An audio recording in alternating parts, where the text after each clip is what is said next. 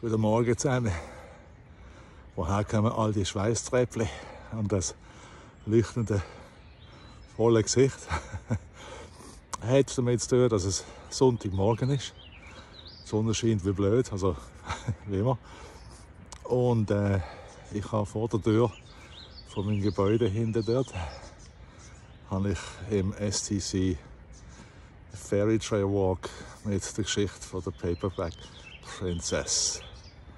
Das ist faszinierend und ich denke, ich sollte euch einmal die nordamerikanische Geschichte, sprich das Märchen, kurz vorstellen, damit ihr eine Ahnung habt.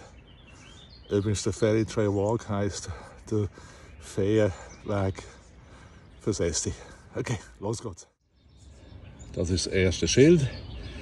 Da zeigt die beiden Sponsoren, sprich die Stadt von Newmarket und eben Newmarket Library, also Bibliothek. Und da ist die Erklärung, warum die Geschichte hier überhaupt entstanden ist. Ich kann ich auch übersetzen. Also einer der Einwohner von Newmarket, der Christian Werli, hat den Wunsch gehabt, ein Erinnerungsevent für seine Schwester Esther zu gestalten.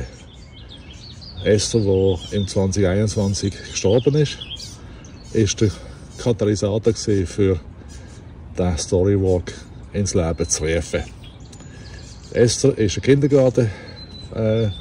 Kindergärtnerin in der Schweiz und sie hat Märchenbücher geliebt über alles. Wo sie den Christian in Newmarket besucht hat, hat Esther die Zeit auch in der Newmarket Library genossen. Zum Esti seine Liebe zu Kindern und Lesen zu wertschätzen, hat der Christian den Fairy Trail Walk für Esther vorgeschlagen.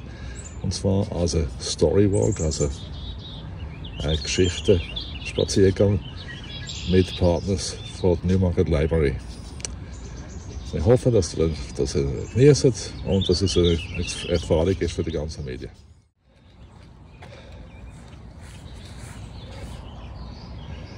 Elisabeth ist eine wunderschöne Prinzessin. Sie hat in einem Schloss gelebt und hat einen Haufen teure Prinzessinnenkleider gehabt. Sie hat geplant, den Prinz Ronald zu heiraten. Soweit so märchenhaft.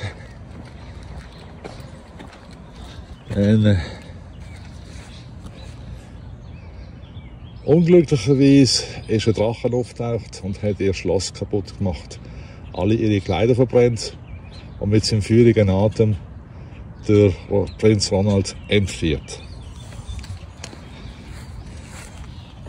Es wird noch viel besser.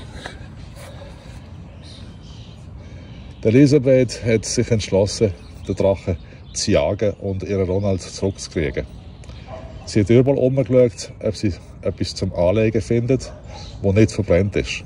Sie hat aber nichts gefunden. Ausser einen Papiersack. So hat sie den Papiersack angelegt und ist dem Drachen hinterhergestiegen. Das ist übrigens der Spielpark hier. Und da kommt, das ist das nächste Schild. Endlich, der Elisabeth, ist sie zu einer Höhle gekommen, mit einem riesigen Tor. Und da hat sie so grosse Türklopfer dran gehabt. So wie wir sie in Basel auch haben, bei den alten Häusern. Sie hat einfach den Türklopfer genommen und fest an die Tür gebängelt. Der Drache steckt seine Nase aus der Tür und sagt: «Ah, schau, eine Prinzessin. Ich liebe es, Prinzessin zu essen. Aber jetzt habe ich schon ein ganzes Schloss gegessen und zudem bin ich sehr beschäftigt. Komm morgen wieder zurück.» Dann hat er hier zugeschletzt, dass die Elisabeth fast ihre Nase gebrochen hat.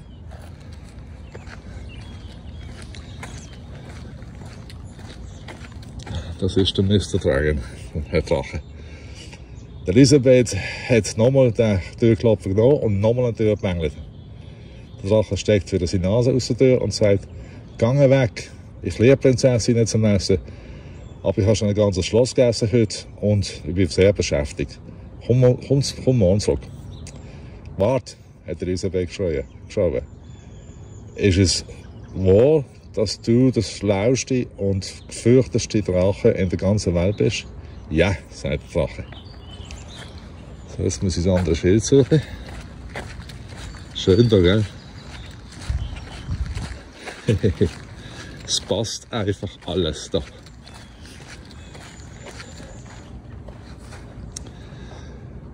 Ja, es ist wahr, sagt Elisabeth. Dann kannst du sicher 10 Felder abbrennen mit deinem feurigen Atem. Oh ja, sagt der Drache. Und dann hat er einen riesen Gump genommen, einen tiefen Luftzug und hat ausgeatmet. Und zwar so viel Feuer, dass etwa 50 Wälder abbrennt sind.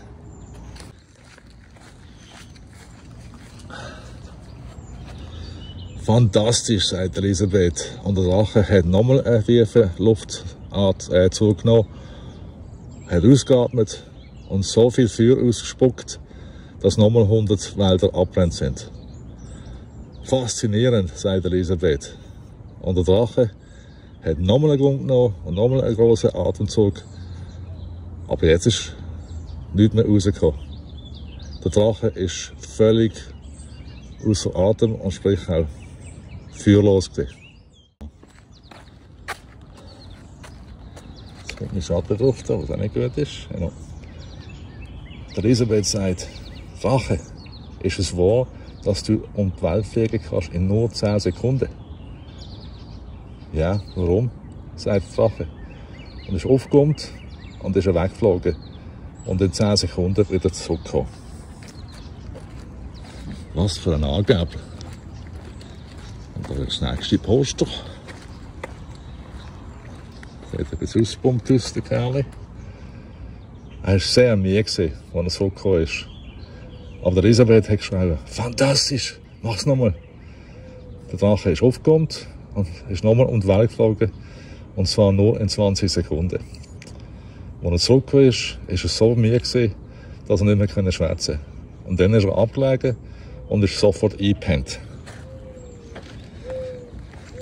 Da kannst du übrigens das Workout am Morgen, also deine Muskeln stärken.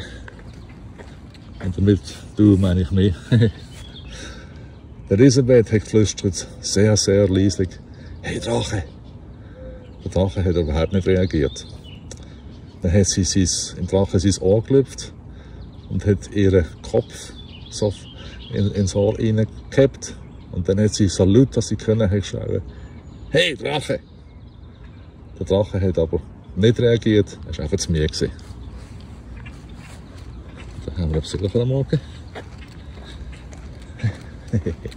Ich liebe die Eichhörnchen da. Der Elisabeth ist dann gerade zum grossen Tor gegangen und hat über den Drachen steigen müssen. Und dort ist der Prinz Ronald gesehen. Er hat sie angeschaut und gesagt, Elisabeth, du schaust furchtbar aus. Und du schmeckst nach Asche. Und deine Haare schauen in alle Richtungen. Und dann drehst du das furchtbare, dreckige Papiersackkostüm. Komm zurück, wenn du wieder anständig angelegt bist und aussiehst wie eine Prinzessin. Wo ist jetzt das die letzte Schilder? Da. Kennen wir die Sache noch und im Ende der Geschichte auch näher. Da ist es. Oh, jetzt die Reflexion da. Ronald, sagt Elisabeth, deine Kleider sehen wirklich nett aus und dein Haar schaut sehr gefleckt. Du siehst aus wie ein richtiger Prinz. Aber du bist ein Arsch. So, die Hochzeit hat dann nicht stattgefunden. Du siehst, von Happy End keine Spur. Ausser ein Happy End für Sesti und für mich, weil eine tolle Fairy-Tale Walk, also der Fähnlepfad, der Feenpfad für Sesti, ist hier präsent im 2024 zum 3-jährigen Todestag vom ST. Yeah!